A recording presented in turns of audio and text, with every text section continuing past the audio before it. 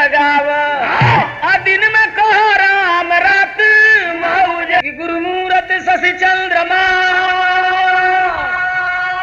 अब सेवक ने न चको, बार बार निरखत रहूं गुरु चरणन की ओर।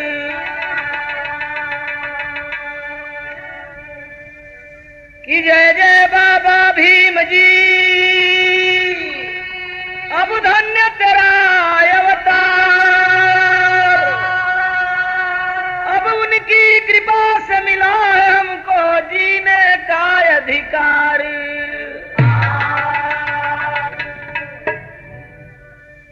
कि दुनिया में सबसे अनमोल चीज पानी है, पानी को बचाए रखो शाबाशी तमाम को। अरे पानी वाला मर्दनीक, पानी वाला मर्दनीक, पानी वाला प्राण दे के कीन लेत नाम को।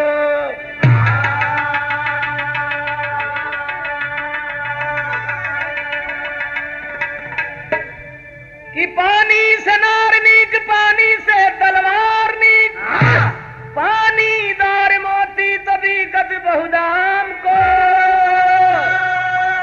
अरे रसिया मजीद कहे पानी को बचाए रखो, पानी नहीं तो जिंदगानी।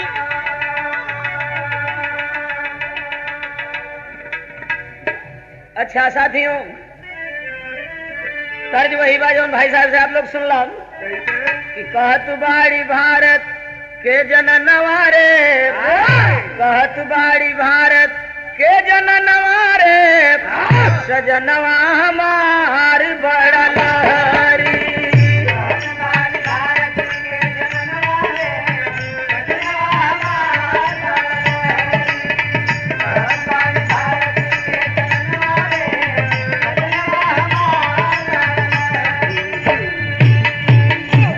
तरज बा लेकिन का नाम बाजे बहुत भक्ति है देश में बाप। कहे का मतलब बात नहीं समझाए बात के कि बहुत बाटे धरती पर भजनिया हो, बहुत बाटे धरती पर भजनिया हो, आपन विचार मोर भैया।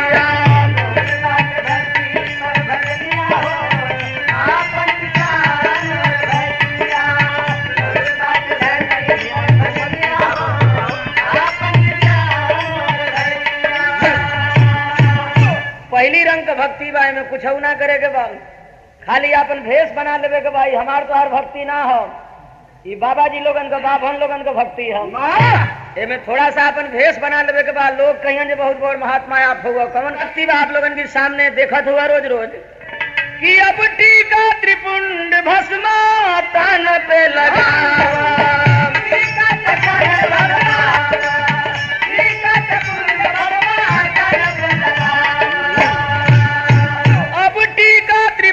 भस्मा तन पे लगावा, दिन में कहो राम रात मौज उड़ावा।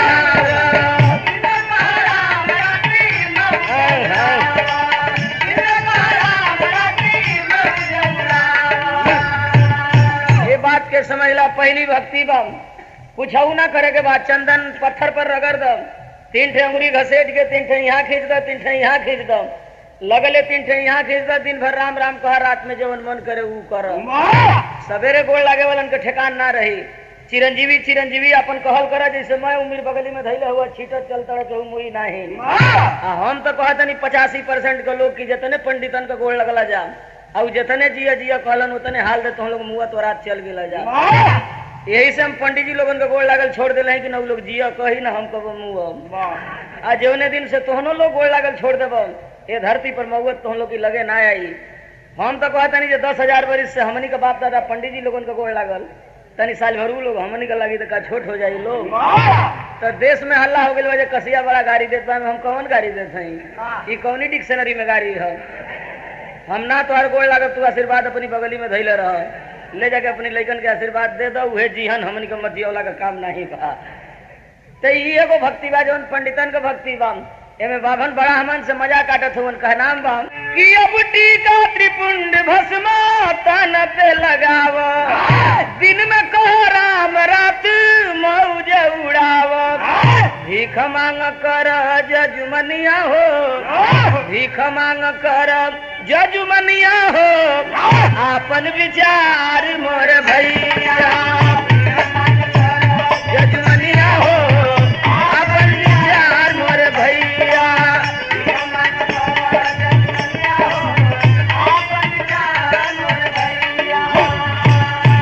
देख ले हुई बस सीधी सीधी बात बा आपके सामने बात बा गजब व्यवस्था ही ब्राह्मणवादी व्यवस्था बा कि हमारा तोहरा अगर 1.5 बीघा ऊखी हुई ले जाके 1 बीघा घोसी चाहे माधोपुर मिल में दे दिले हुई बजाम आ खिचड़ी की बिने 5-6 मंडा का ढूंढा तिलवा बनोले हुई आज ले ओरा गई हुई लेकिन पंडित जी का अगर 1.5 बीघा ऊखी रही 1.5 बीघा वाले जाके मिल में दे हैं आ एक दिन खिचड़ी के 62 के बोरा लेके घूम दिल हुई आज ले उनका ना ओराइल हुई आ कहबा जे पा लगी ना तो कहीं आनंद कर ढूंढवा ले गेलो नु आनंद कर तू दुगो रहित तो दुबरा पानी पिए का काम करित ना दुगो हित ना ता जैतन तो इज्जत पर उ समराइत ना लेकिन मैं बटोर के ले गेल उ गदगद रह जातो हन लोग गजब ही व्यवस्था बा साथी लोग आजादी मिलले 1947 से आज ले हो गई हम तू आजाद कहल जाइलाम लेकिन कहबा जे पा लगिलाम तो कहियन जे राज भोग 45 बरिस से राज करत हुवन उ अब बैठ के हर जोता तला जब भोगा जातो हन लोग गजब उल्टा आशीर्वाद दिलन जो ना के हमन के समझ ना पाई न जान और साथियों अगर पूजा ही करना है तो आप लोग इतनी बड़ी शक्ति है आदमी ये तो बड़ शक्ति बा आदमी से बड़ शक्ति है धरती पर कुछ बा नहीं आपके माई बाबू आपके बनौले बा हमार माई बाबू हमके बनौले बा तो 1 करोड़ भगवान की जीती जागती तस्वीर आपके घर में पड़ी हुई है पूजा करे के बाद तो वही अपने भगवान के माई बाबू का पूजा करला आ नहीं तो वो हमारे मन का भक्ति करला कवन कि सबसे बड़ी बा भक्ति कोई नहीं पूजा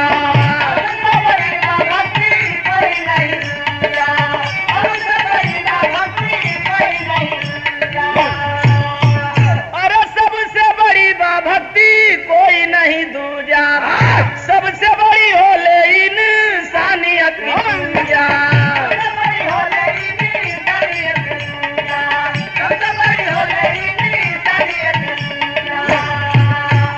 वही दिन बदल जाई दुनिया हो वही दिन बदल जाई दुनिया हो आपन विचार मोर भैया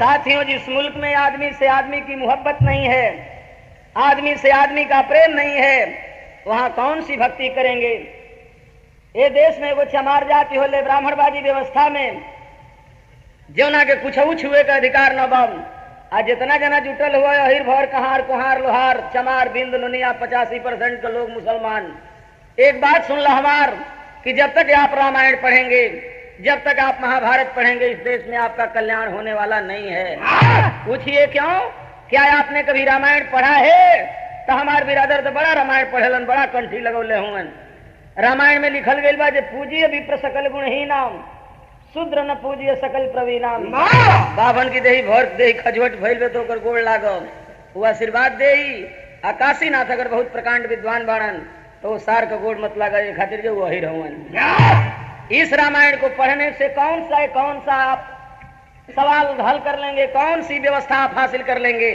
जिस रामायण में लिखा गया हो कि ढोल गमार शूद्र पशुनारी ये सब तारण के अधिकारी अहिर भर चमार कहार लोहार हुआ तत्व के जूता से बात करेंगे चाहे जौनी रामायण में लिखल गई बम उस रामायण को पढ़ने से कौन से पीएम की कुर्सी आप हासिल कर लेंगे साथ ही में इतना छोड़िए अगर आप मनुस्मृति की किताब पढ़ेंगे जो ब्राह्मणवादी व्यवस्था को चलाने का संविधान है देश में अल्लाह भइल बजे बहुत टेढ़ बोलेला जे होई पंडित जी ध्यान से सुनिए जहाँ टेढ़ बोलब वहां बोल दे हम नहीं हम टेढ़ ना बोलब टेढ़ लागत होई तो गाँव से सुनी हम ना सुने का मन होई तो धीरे से उठ के चल जाइए 3 गो मेरे को काम करी हम आना तो खड़ा होकर बताइए जो गलती कहत बा मनुस्मृति आप पढ़े हैं जो ब्राह्मणवादी व्यवस्था को चलाने का संविधान है लिखा है ब्राह्मणों ने कि शूद्र यदि वेद पढ़ता है तो जबान काट ली जाए सुनता है तो कान में शीशे पिघला करके डाल दिए जाए। इस हिसाब से हमार जीभ काट लेवे के चाहिए, जितना जना जुटल हुआ जब कुछ जना का कान काट लेवे के चाहिए। ये ब्राह्मणवादी व्यवस्था में न आपको सुने का अधिकार बाब, न हमके बोले का अधिकार बाब। अगर ठाकुर साहब इस महफिल में हो, राजपूत अगर इस महफिल में हो, तो इहो लोग बड़ा तेज कहता है कसिया टेढ़ बोलत बाब। आप लोग मनुस्मृति के 3रे अध्याय का 13वां श्लोक पढ़ लीजिएगा, जिसमें ब्राह्मणों ने लिखा है कि ब्राह्मण चाहे तो क्षत्रिय, वैश्य, शूद्र तीनों वर्ण की लड़कियों के साथ सो सकता है, ब्राह्मण के लिए कोई पाप नहीं है। माने अगर ब्राह्मण चाहे तो क्षत्रिय, वैश्य, शूद्र तीनों वर्ण की हमने की लड़की की संग सुतल बाम, तो बाबा जी के मारे गरियावे के नहीं खे, उनको गोड़ लगे के बा कि महाराज जी रुआ देश का सबसे बढ़िया काम करत हैं, अब जाएं। यही मनुस्मृति है और यही ब्राह्मणवाद है मेरे साथी। लेकिन लड़ाई लड़ता है तो आज ब्राह्मण अगर मेरी बेटी बहन के सामने नजर लगाएगा, नजर निकाल के उसके सामने रख देंगे, हाथ लगाएगा हाथ तोड़ करके रख देंगे। इसके लिए सबसे पहले आपको मनुस्मृति नाम के किताब में आग लगाना पड़ेगा। ये देश में ठाकुर साहब लोग एक बात सुन लो, 85% का हमन के झगड़ा करत हैं, तो हमन के करे दजा, हमन के लेबे दजा, तो हम लोग का नहीं खींचा ले। तो हम लोग ये देश में 7.5% हुआ है, जो 15% में बाँचल बा, जवन तोहर हो या हमर हो, दोनों जना का बाबा जी ले ले हुआ, तो हमनी का लड़ाई 85% का करत हैं जा, तू हूँ अपन 7.5% पंडित जी ले ले हुआ ले लो। ये देश में कहूँ कलेक्टर ठाकुर देखत हुआ नहीं, ये देश में कहूँ जवन बात जवन SP ठाकुर देखत हुआ किंचित मिलिहन, लेकिन ये देश में सिपाही कितना मिलिहन ठाकुर, राजपूत रेजिमेंटे बनल बा। मैंने तोहरा खातिर बाभन बनौले हुआ जो मिलिट्री में खाली भर्ती हुई बो, ओहिर खातिर बनौले हुआ जो तू जौन बा होमगार्ड में भर्ती हुई बो। कलेक्टर जितना बावन 460 कलेक्टर में 360 कलेक्टर केवल ब्राह्मण हैं। 108 चमार कोटा से हुआ। देश में लोग कहलन जो चमार लड़ाई करत हुआ, चमार तोहरा खातिर लड़ाई करत हुआ, चमार अपना खातिर ना लड़ाई करत हुआ। यादव जी चमार तो कहत हुआ जो हमन के 100 में 22 मिलल बा, 22 को हमन के कलेक्टर होलन, 22 होलन, 22 मिलले होलन ना पूरा चट्टी में हन।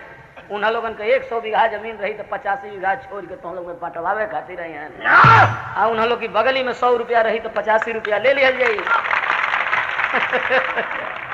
85 रुपया ले लिया जाये। हमनी कहो 15 रुपया में चाहे दारू पिया जाए चाहे तरकारी किन के घरे ले जा। वही 15 रुपया में 7.5 गो ठाकुर साहब आप लोग ले लिया, 4 गो बनिया ले लिया, 3.5% बाबा न हुआ 3.5 रुपया छोड़ दिया। पंडित जी लोगन के चाहिए में कथा कह चाहे हम कह अबू जमाना गई ध्यान का आटा यान का घी अच्छा पो बाबा जी अबू जमाना गोइल। एगो बात आप लोगन से बताई, एगो बात आप लोगन से हम बता देते नहीं, ये बड़ा है आपको हमार संजोग बा, जे विरहा आप लोगन के होत बा न तो हमारे विरहा में अब परसों गाना रहल सरवा ये आजमगढ़ की, अरे मऊ की बगल में सरवा। 10 बजे हम पहुंचने पूछना तो 500 वहां पुलिस रहलन, SPDM तमाम लोग। कल्पना राय का वायरलेस था कि कसिया साले की विरहा नहीं होनी चाहिए वरना 25,000 लोगों को आज मजे में समझा देगा। हम गईली है भैया, आदमी बैठ गईलन, हमके स्टेज ले ना जाए दिहल गई, हम गिरफ्तार हो गईली। मैंने हमरा नहीं अरे आदमी जब तो के समझावत पाओ कोई बड़ी दुर्दशा बाका तो हर लड़का कलेक्टर हो जाए तो हमारी घरे पैसा भेजी नहीं, लेकिन आपका कलेक्टर हो जाएगा तो हमारा गर्व रहेगा कि हमारे जैसे लोगों ने इस लड़ाई में हिस्सा लेकर के और अपने लोगों के लिए लड़ाई तो लड़ा है। आज मैं बोल रहा हूं, आज आप सुन रहे हैं, यह किसी रामायण की देन नहीं है, यह किसी महाभारत की देन नहीं है, यह आदमी की देन है। किसकी देन है? यह बाबा साहब डॉक्टर भीमराव अंबेडकर की देन है। रामायण अधिकार नहीं खेदले जो अहिर खड़ा होके गाई, अब पंडित जी बैठ के सुनी है, लेकिन यह किसी आदमी ने अधिकार दिया है। कौन? बाबा साहब डॉक्टर भीमराव अंबेडकर ने। इस देश में सब आदमी बोल सकता है, अधिकार की मांग कर सकता है का सिद्धांत इस देश में दिया। तो हमारे आपके लिए पत्थर की मूर्ति कोई भगवान नहीं होती है जिसने कुछ आपको नहीं दिया है, बल्कि पत्थर का मूर्ति बाभन के देले बा तो के ना देले बा, लेकिन अंबेडकर आपको दिए हैं। तो हमारे और आपके असली भगवान तो बाबा साहब डॉक्टर भीमराव अंबेडकर होते हैं। तो क्यों न मैं 2 लाइन उन्हीं की भजन कर लूं।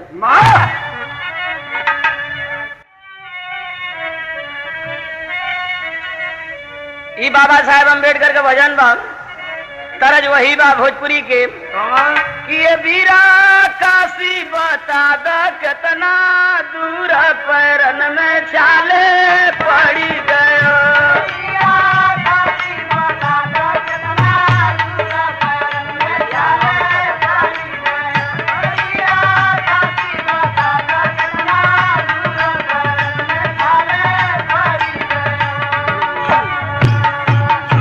हमनी के फगुआ मनाई न जा, होली मनाई न जा। 85% कल के तो कबो फगुआ मन वही के ना चाहिए। पूछा जाजे कहाँ है एक खातिर जे फगुआ जौने दिन होला देखले हुई बजा तोहरी द्वार पर लोग आवेलन, पंडित जी लोग जे आउ रे तो के बाबा बोलावे ना आउ रे। हम तोहरी द्वार पर गाड़ी देना, तू हमारी द्वार पर गाड़ी देलम। बहन बेटी खड़ा बाड़ी से केहू के शर्म ना बा, तो हमरे तोहरे द्वार पर गाड़ी होले। अब पंडित जी की द्वार पर चल जीबो तो बढ़िया से कमरा बिछा दिहन। उनकी द्वार पर तू गावे लगे राखहु लाज हमारी द्रौपदी गुहराई। उनकी द्वार पर महाभारत होला, तोहरी द्वार पर गाड़ी होले। हमरे तोहरे द्वार पर गाड़ी देलन, लाज ना लगत बा। फगुआ को उखाड़ के फेंक डालिए। आपने कबीरदास का नाम लिया मेरे साथी। कबीरदास जैसा ब्राह्मणवाद को उखाड़ने वाला अब से पहले कोई कभी नहीं था। लेकिन कबीरदास का क्या हाल भइल जाने ल? आज हम कौने दुर्दशा का शिकार हैं। एक जगह प्रधान जी लोग जब खड़ा होत बा, मैं देश में प्रधान जी लोग बा, एक खातिर जब अपनी गांव में लोग बतियावेलन। हम हूँ एगो गांव के प्रधान है जोना में 1700-1800 भूइहार हूँ। 17 बेर बरले सस्पेंड है। कल ही परसों से फैसला होता, 18वीं बेर नंबर लागल बा। काहे खातिर हम कोनो चोरी डकैती ना करीला। ए देश में आपका खाली बात बतियाईला, जौना के नतीजा बा जे शौक से सस्पेंड होइला आ वो से दूना शौक से बहाल हो जाइला। चल जाए 10 दिन गावे सस्पेंड हो जाइला, तहिए रेली के बहाल हो जाइला। हमनी को सलाम कहल सस्पेंड ना हो, हम कहली 17,000 बेर सस्पेंड हो जाये तब वो राय साहब तो हम लोग का सलाम करे काशीनाथ ना आए यहाँ। तो आप में हिम्मत रहेगी किसी भी दीवार को तोड़ सकते हैं साथियों। तो अगर पूजा ही करना है, अगर त्योहार ही मनाना है तो ये कहीं त्योहार मना लीजिए जिस त्योहार ने आपको इस देश में खड़ा होने की हिम्मत तो दिया है। और वह कौन सा त्योहार है? अरे धन्य 14 अप्रैल मार साहेब जी अवतार लिए।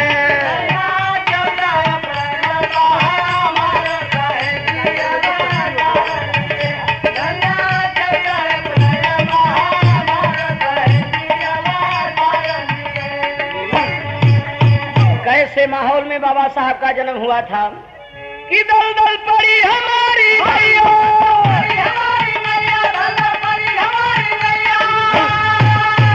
कि दल दल पड़ी हमारी नैया, गहरी नदी न कोई खाया।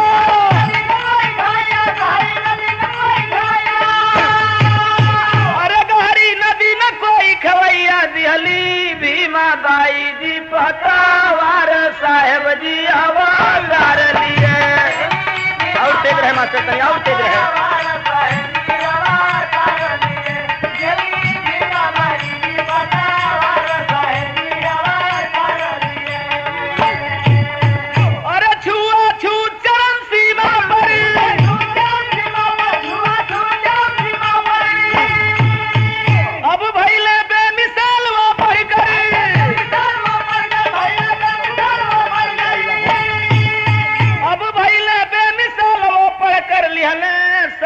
अछूतावन के भारत साहेब जी अवतार लिए।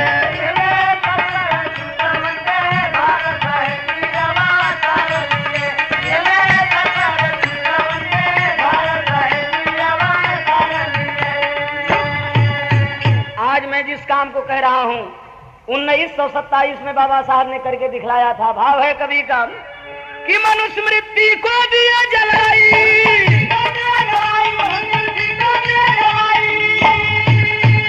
मनुष्य मृत्यु को दिया जलाई, और जारी कैले मेरी लड़ाई।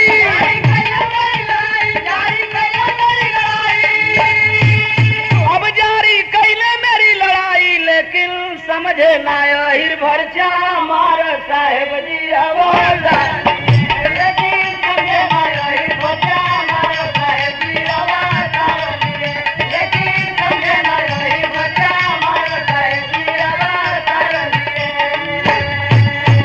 पहले अहिर भर छमार के माने बुझल ये देश में कुल बिरादरी समझ जाई, हमार बिरादरी बुझात बा भाई बहुत देरी लगाई।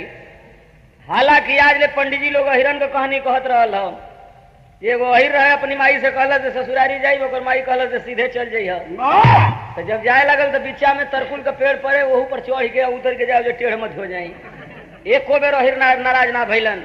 अहिर के आज ले भकोल लोग कहत रहल, चोर कहत रहल, डकैत कहत रहल। अहिर कबो नाराज पंडित जी पर ना भइलन। लेकिन आज काशीनाथ पंडित जी का जब कहानी कहे लगलन तो लोग कहत हुआ जो गाड़ी देत बा। हमार कहानी कहत रहला तो महाभारत पढ़त रहला, आ तोहार कहानी होत पे तो गाड़ी हो जाले। जबकि ये देश में साथी हर बिरादरी के तो बाभन कुछ जानबो करलन, हमारी बिरादरी के कुछ ना जानलन। यही रसना में तो जिला का बात बतियावत है। एगो पंडित जी कार से जात रहल, एगो बिचवा में आदमी जात रहल, पी पी पी कैलन, हटबे ना करे, ब्रेक दबा देहलन। कहलन जे सुना, कहला से कह, कहलन जो कौन जात के वो, कहला जी साहब हम तो अहिर हैं। कहला तब ठीक है कर तोड़ा बिच्चा में चल तोड़ा तो हम जानी जो आदमी हो। अहिर के इहो ना कुल बुझाना जो आदमी हो, वो जानना तुम भूत हो जा। अब मैं तो ही हमारा तर खिया दे जा, तो हम लोग बाबू नरक में गई बना स्वर्ग में चल जाइहन। अरे साथी लोग, ये देश में मान्यता है आपका हिंदू नहीं है। मंदिर खातिर झगड़ा करते जाए, आपको ब्राह्मणों ने हिंदू बनाया कहाँ? किसी को अहिर बना दिया, किसी को भर बना दिया, किसी को चमार बना दिया, किसी को नोनिया बना दिया, किसी को बिंद बना दिया, और अकेले अपने ब्राह्मण हिंदू धर्म के ठेकेदार बनकर रह गए। हम कहते नहीं, अगर हिंदू रही तो पंडित जी तोहरी घरे पूरी खाता तो तू पंडित जी के घरे ना खैता। हिंदू रहता तो पंडित जी तोहार बियाह करावत तू पंडित जी का बियाह ना करता। हिंदू रहता तो पंडित जी तोहार कथा कहता तू पंडित जी का कथा ना कहता।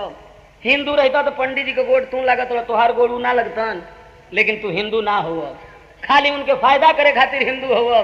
सत्यनारायण बाबा का कथा का हो, हम 1 मिनट में बता देता नहीं, 1 मिनट में बता देता नहीं। कुल कहलन जो लीलावती कलावती मातारी बेटी रहली सब, ये हमारे प्रसादे ना लिहन सब, सुनन के एक नाई सोना चानी सत्यनारायण बाबा धनिया बना दिहलन। कहलन से हे सत्यनारायण स्वामी तोहर कथा कहवाई जा। तो सत्यनारायण बाबा इतने पर खुश हो गए, कहलन सना कहलन सन, बस उन्हन के 1.5 नाई सोना चानी दे दिहलन।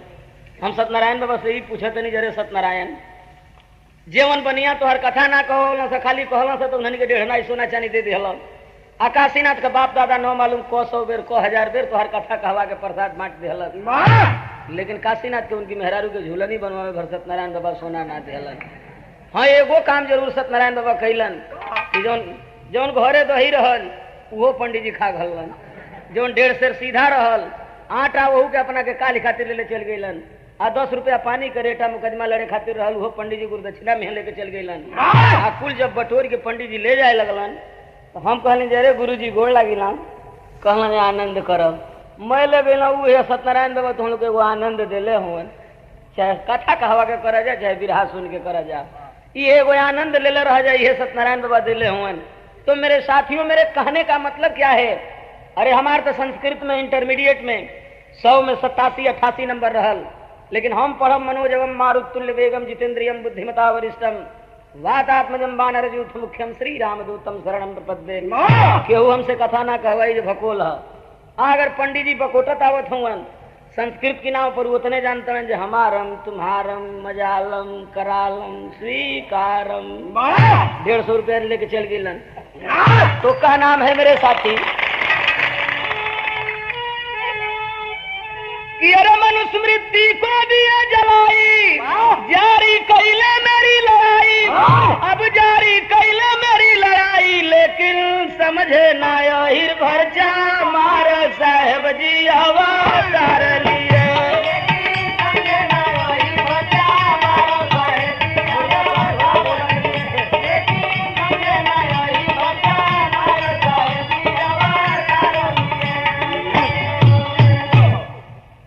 अगर चाहते हैं कि इस देश में आपको कुछ होना हो, व्यवस्था की बागडोर आपके हाथ में हो, तो तमू लगौला से, बिरहा सुनला से, जयंती मनौला से देश में कुछ ना होके के बाद बाबा साहेब की जयंती मनाना, उनके सिद्धांत पर चलना है। तो अंतिम में कहना है कि असली यही जयंती भाई,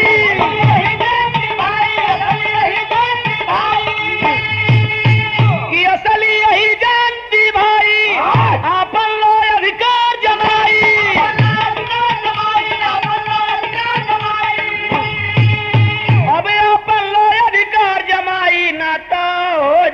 काशी सब बेकार। साहेब जी अवतार लिए